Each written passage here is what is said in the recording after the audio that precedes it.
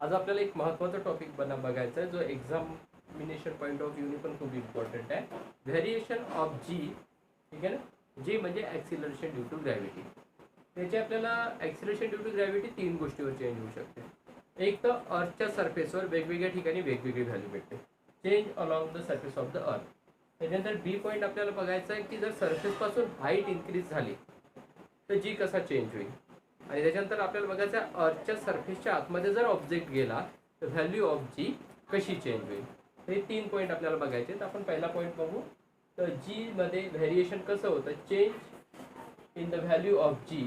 Change किंवा variation in the value of G along the surface of earth. आता अर्थचा surface जर आपण बघितला, पहिले सरफेस बघूया आपण.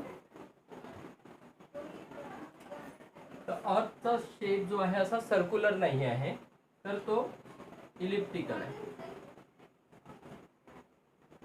तर इलिप्टिकल जर आपण अर्थची डायग्राम जर मॅपमध्ये पाहिली तर वरच्या साईडला नॉर्थ डायरेक्शन राहते, इथे नॉर्थ पोल आहे. खाली साऊथ डायरेक्शन असते, इथे साऊथ पोल आहे. तर या साईडला ही फ्लॅट आहे आणि हा जो आहे याला आपण, जसं तुम्ही सेमी इंग्लिशवाले विषुववृत्त म्हणत असाल, याला आपण इक्वेटर म्हणतो. याला पोल्स म्हणतो या एंडला, आणि या लाईनला आपण इक्वेटर म्हणतो. भूगोलमध्ये तुम्ही विषुववृत्त शिकले असेल. तर हा जो विषुववृत्तवाला जो भाग आहे इथे अर्थ अशी बाहेर आलेली आहे. म्हणजे या पॉईंटवर आपल्याला रेडियस मॅक्झिमम मिळेल आणि पोल्सकडे रेडियस कशी राहील, मिनिमम. म्हणजे इथून सेंटर पासून अर्थच्या सरफेस पर्यंतचं डिस्टन्स मॅक्झिमम आहे. जर आपण हे पोल्सकडे गेलो, नॉर्थ पोल किंवा साऊथ पोलकडे, तर आपल्याला या पॉईंटवर रेडियस मिनिमम मिळेल. कारण अर्थचा शेप स्पेरिकल नाही आहे, बॉल सारखा स्पेरिकल नाही आहे, तर तो अंड्यासारखा आहे. एका साईडनं फ्लॅट आहे म्हणजे असा चपटा भाग मिळतो आपल्याला, आणि एका साईडनं असा बाहेर आलेला भाग म्हणजे बल्जेस म्हणू आपण त्याला. बाहेर आलेला भाग म्हणजे बल्जेस. तर जिथं बाहेर आलेला आहे म्हणजे इक्वेटरवर, तिथं आपल्याला रेडियस मॅक्झिमम मिळते. आणि पोल्सवर सेंटर पासून पोल पर्यंतचं डिस्टन्स मिनिमम आहे, म्हणजे पोल्सवर रेडियस मिनिमम असते. आणि इक्वेटरवर हा जो सेंटरवाला भाग आहे याला इक्वेटर म्हणतो आपण, विषुववृत्त, इथे आपल्याला रेडियस मॅक्झिमम मिळेल.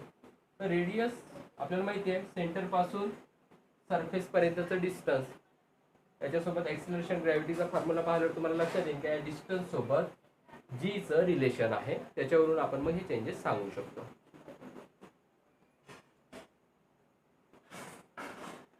इथे तुम्हाला छोटासा क्वेश्चन विचारलेला आहे, हा एक्झाम मध्ये पण येऊ शकतो. Will the value of G be the same everywhere on the surface of the अर्थ. एव्हरीवेअर इथं सेम राहील का जी? तर आपल्याला सगळ्यांना वाटेल की राहायला पाहिजे. ज्यांना ह्या गोष्टी माहिती नाही ते काय म्हणतील, जी ची व्हॅल्यू सगळीकडे सेम राहणार. बट आन्सर काय आहे? The answer is no. The answer काय? नो आहे. का? त्याचं रिझन बघूया आपण. हे तुम्हाला एक्झाम मध्ये पण हा क्वेश्चन आला तर हेच पॉईंट लिहायचे, म्हणून नीट समजून पॉज करून हे सर्व पॉईंट लिहून घ्यायचे. तर पहिला पॉईंट पहा. The reason is that the shape of earth is not exactly spherical. Ball सारखी अर्थ स्पेरिकल नाही. पहिला पॉईंट एकदम सिंपल आहे. का बरं जीची व्हॅल्यू सगळीकडे सेम नाही? कारण सगळीकडे शेप ऑफ अर्थ सेम नाही आहे. काय सेम नाही आहे? Shape of earth same. The reason is that the shape of earth is not exactly spherical. मग कसं आहे? तसं मी तुम्हाला आधी सांगितलं, due to the rotation. Rotation म्हणजे स्वतःच्या भोवतीचे रोटेशन होऊन राहिलेलं आहे. Due to the rotation the earth bulges at the equator. म्हणजे ही जी साईड म्हणतो आपण, हे नॉर्थ पोल साऊथ पोलच्या मध्ये जी आपण लाईन काढलेली आहे त्याला इक्वेटर म्हणतो.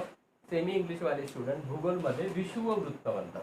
विषुववृत्तावर आपला विदर्भ येतो, मुंबई पण येते. ठीक आहे, म्हणून आपली इथं टेम्परेचर पण जास्त राहते. बरं असो. तर अर्थ काय होते,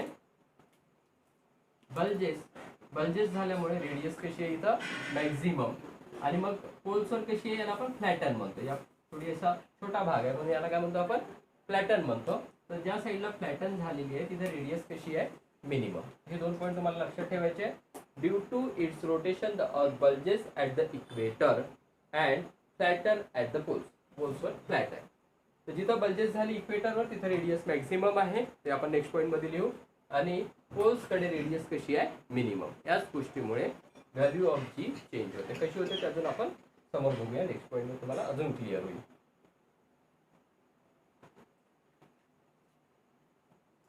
हा एक पॉईंट महत्वाचा आहे. तर रेडियस कशी आहे? Its radius is largest at the equator and smallest at the pole. इक्वेटरवर रेडियस कशी आहे? लार्जेस्ट, आणि स्मॉलेस्ट कुठे आहे? पोल्सवर.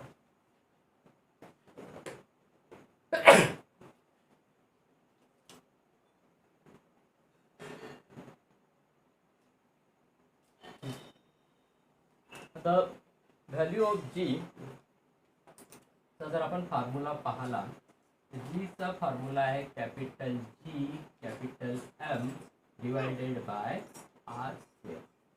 आता इथं आपण जी चं आणि आर स्क्वेअरचं रिलेशन पाहिलं तर G is inversely proportional to R square.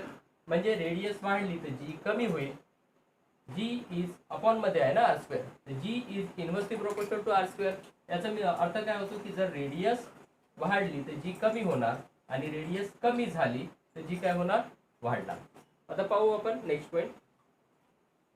The radius is largest at the equator and smallest at the pole. तर जी रेडियस स्मॉलेस्ट कुठे आहे? पोल्सवर. रेडियस स्मॉलेस्ट कुठे आहे? पोल्सवर. तर जी हायेस्ट, ठीक आहे ना, इन्व्हर्सली प्रोपोर्शनल आहे ना, रेडियस स्मॉलेस्ट आहे पोल्सवर. तर हायेस्ट व्हॅल्यू ऑफ जी आपल्याला कुठे मिळेल? पोल्सवर. कारण रेडियसचं आणि जीचं रिलेशन कसं आहे? Inversely proportional. रेडियस कमी झाली तर जी वाढणार. स्मॉलेस्ट कुठे आहे? Smallest at the pole. The radius is smallest at the pole, therefore the value of g is highest at the poles.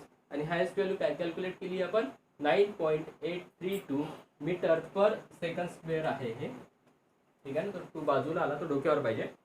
9.832 metre per second square एवढी आपल्याला जी ची व्हॅल्यू मिळते कुठे? पोल्सवर. आणि it is the highest value. Why? Because radius is smallest at the pole. मग इक्वेटरवर काय होणार? The radius is largest. मग रेडियस लार्जेस्ट आहे तर जी कशी होईल? स्मॉलेस्ट. तर नेक्स्ट पॉइंट पाहूया आपण.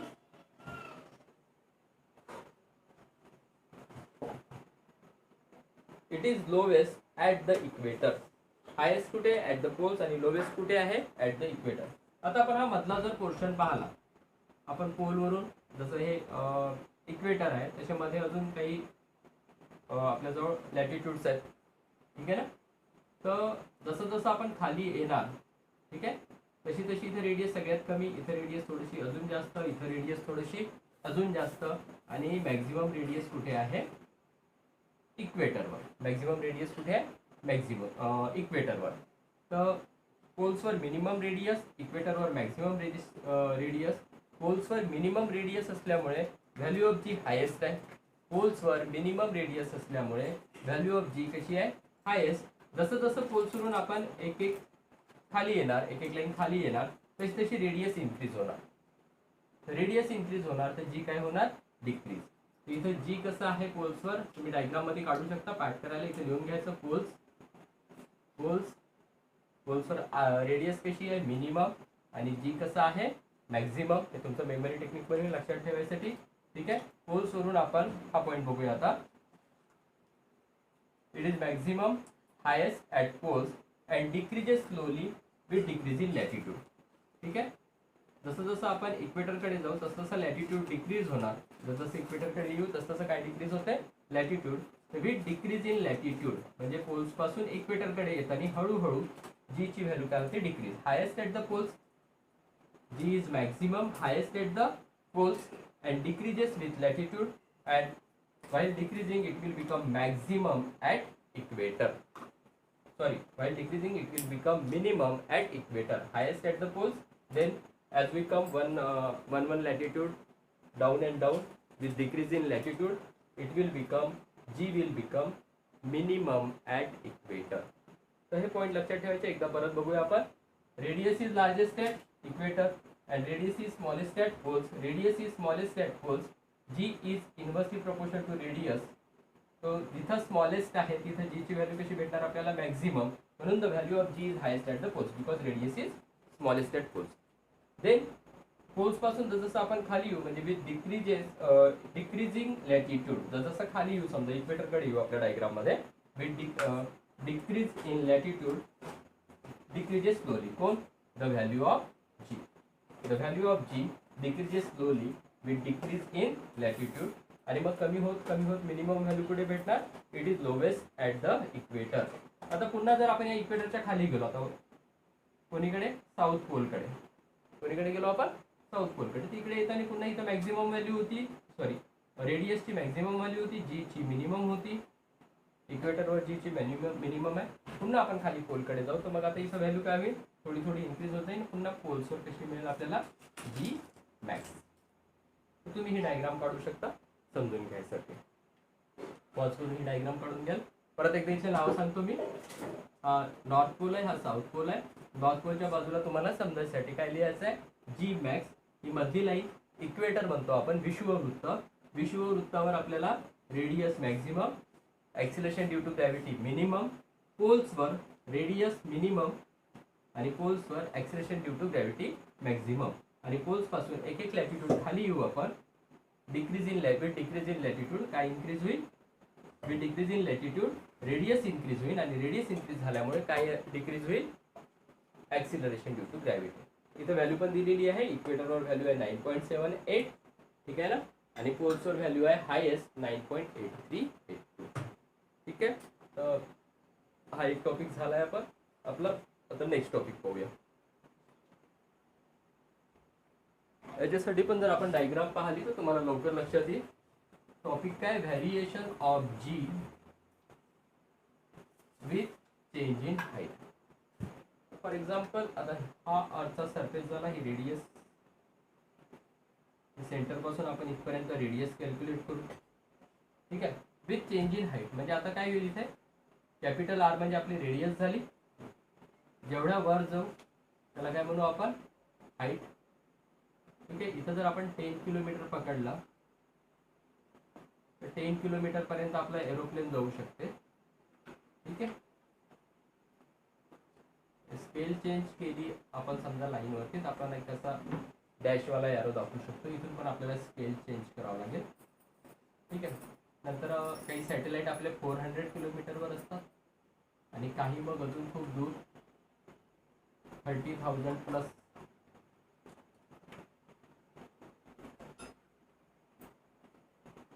किलोमीटरवर असतात. इथे आपण फक्त 10 किलोमीटरवर एरोप्लेन बघितलं.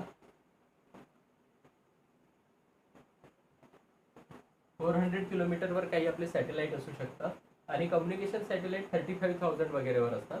तर आपण बघूया विथ हाईट व्हॅरिएशन ऑफ जी कसं चेंज होईल. ठीक आहे. तर याच्यावर पण तुम्हाला क्वेश्चन येऊ शकते 2 ते 3 मार्क्सचा. पहिला पॉईंट बघूया आपण.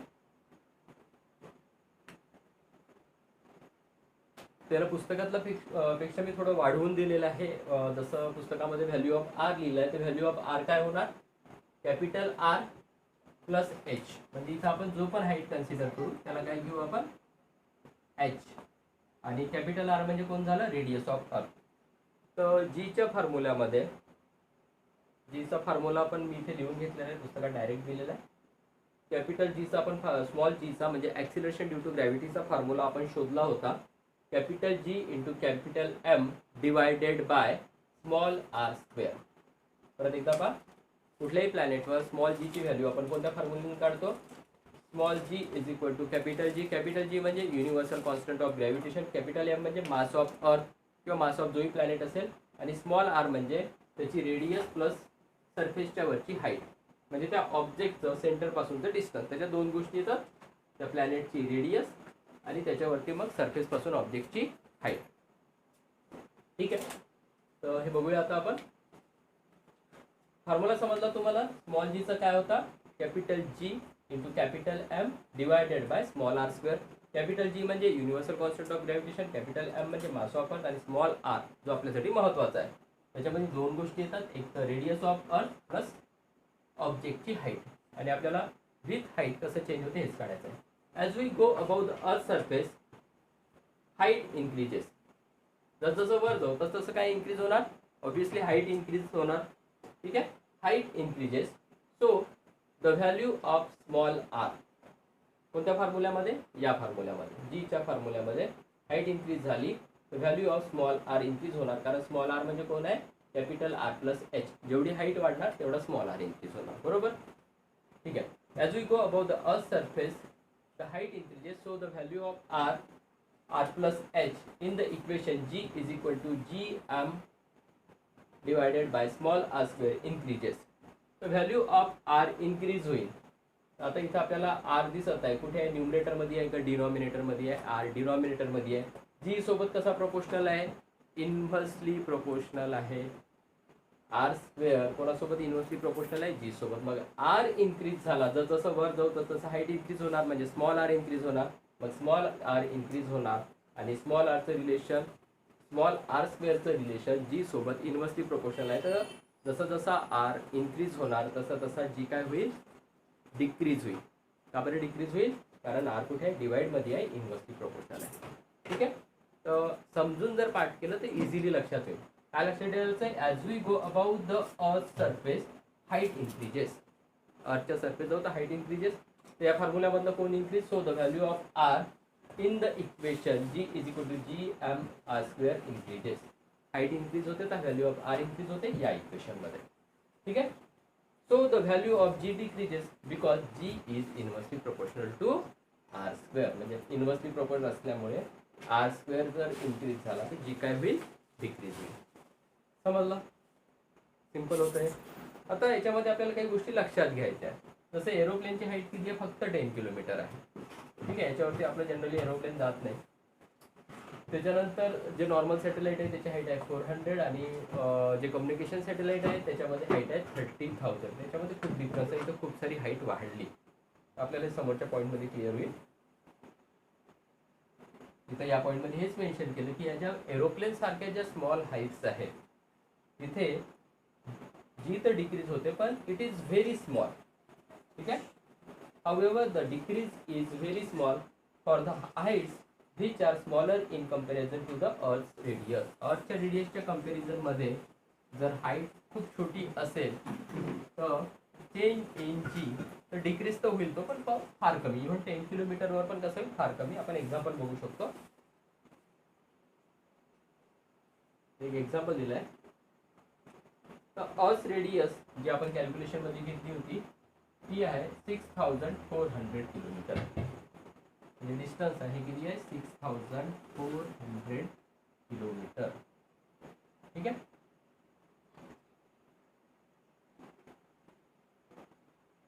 आणि एरोप्लेनची हाईट जर आपण बघितली तर किती आहे? If an aeroplane is flying at a height of 10 kilometre above the surface of the अर्थ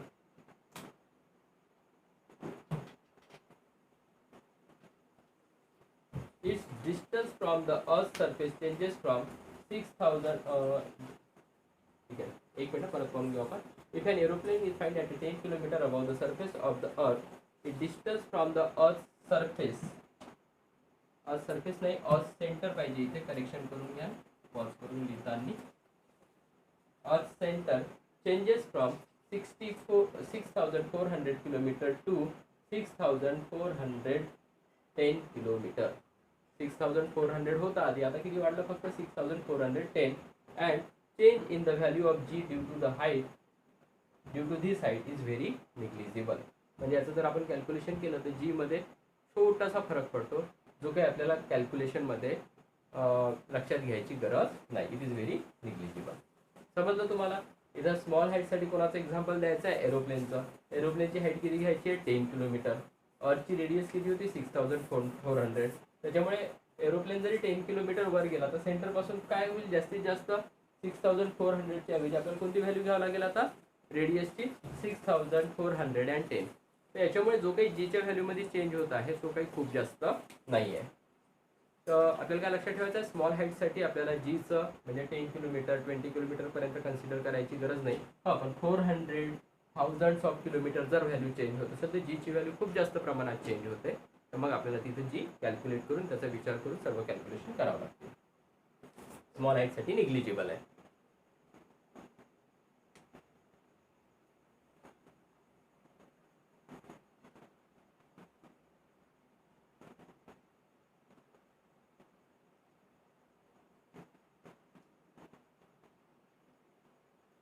आर्टिफिशियल सॅटेलाइट जर आपण बघितली तर त्यांची हाईट कशी असते? Considerably high. On the other hand when we consider the artificial satellite orbiting the earth the height is considerably high.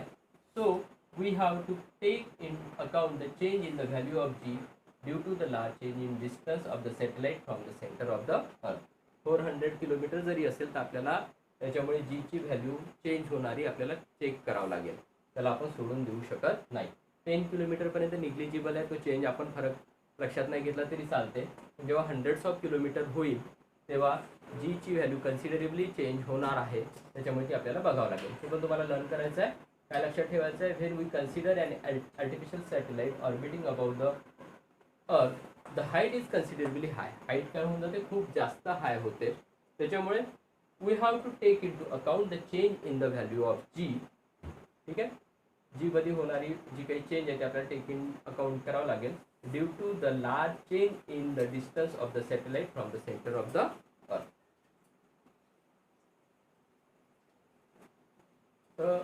With height G कशी decrease होते आपण एका चार्टमध्ये समोर दिलेलं आहे, त्याच्यामध्ये बघू शकतो. घेतलेलं आहे आपलं सरफेस ऑफ अर्थ, ॲव्हरेज व्हॅल्यू घेतली आपण. ठीक आहे, पोल्स आणि इक्वेटरवरची कॉमन व्हॅल्यू घेतली सगळीकडे 9.8 मीटर पर सेकंड स्क्वेअर. जर आपल्याला जी ची व्हॅल्यू नसेल दिली तर फॉर्म्युल्यामध्ये आपल्याला हीच व्हॅल्यू वापरायची आहे, ॲव्हरेज व्हॅल्यू सरफेसवर, कुठे हाईटवर नाही, सरफेसवरती 9.8 मीटर पर सेकंड स्क्वेअर. माउंट एव्हरेस्टची हाईट आहे 8.8 किलोमीटर.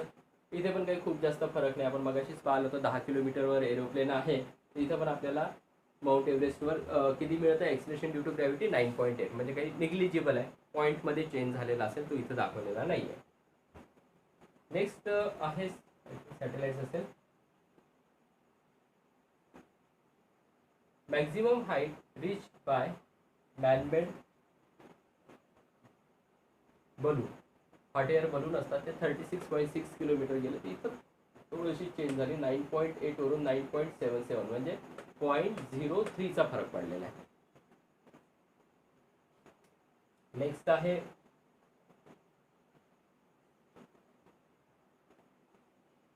Weather satellites. हे जवळ असतात 400 किलोमीटर पर्यंत. इथं आपल्याला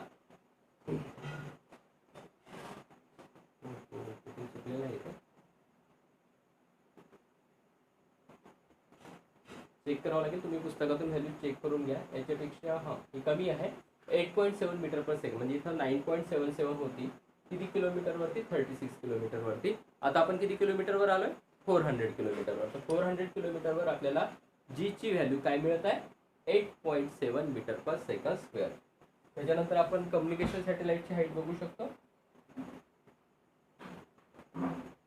हाईट ऑफ कम्युनिकेशन सॅटेलाइट्स ही असते अराउंड 35,700 किलोमीटर. इथं बघा या हाईटचा पण काय होणार आहे, प्लस होऊन स्क्वेअर होणार आहे. त्याच्यामुळे याच्यामुळे जो चेंज होऊन आलेला आहे जी मध्ये हा खूप जास्त आहे, फक्त 0.225 मीटर पर सेकंड स्क्वेअर. 35,700 किलोमीटरमध्ये आपल्याला ॲक्सिलरेशन ड्यू टू ग्रॅव्हिटी फक्त किती मिळते, 0.225 मीटर पर सेकंड स्क्वेअर. तर एवढं कमी तिथे जी ची व्हॅल्यू आहे.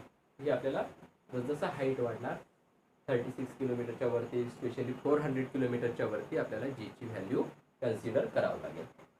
ठीक आहे, नेक्स्ट टॉपिक आपण डेप्थवाला, म्हणजे अर्थच्या सरफेसच्या आतमध्ये गेलो तर जी ची व्हॅल्यू कशी चेंज होईल ते आपण नेक्स्ट व्हिडिओमध्ये बघू. पॉज करून सर्व पॉईंट्स लिहून घ्या, खूप इम्पॉर्टंट आहे, एक्झाममध्ये येऊ शकते.